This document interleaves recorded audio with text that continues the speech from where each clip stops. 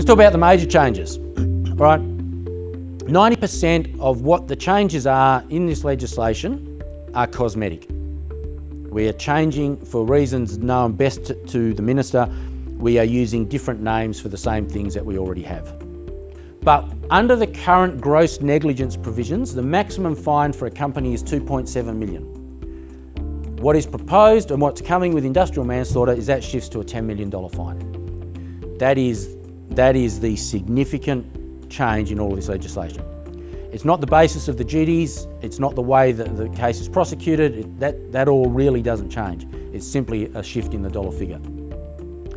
If you're a company officer, there's also a headline act here. Your penalties go to $5 million and a 20-year jail term.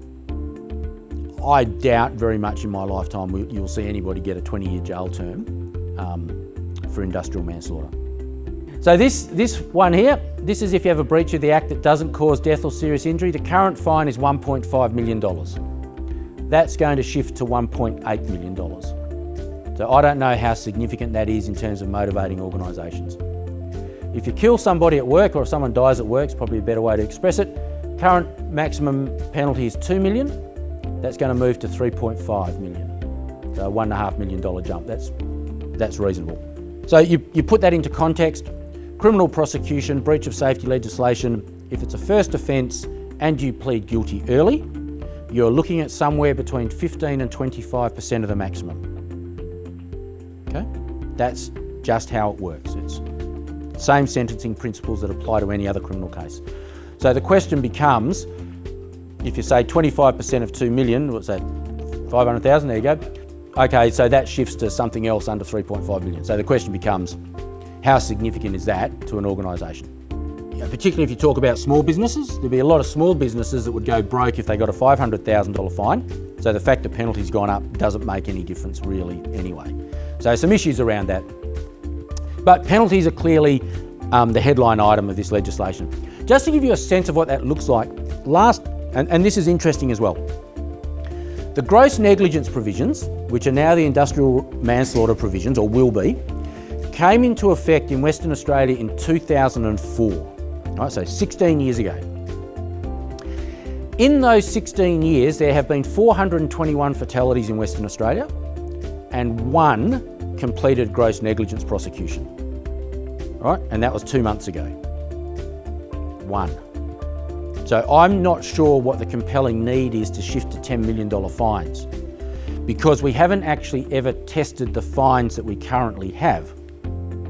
Resource Recovery Solutions was prosecuted, charged with gross negligence and convicted. They got the highest ever fine in Western Australian history and the highest ever percentage of fine in Western Australian history, 62% of the maximum.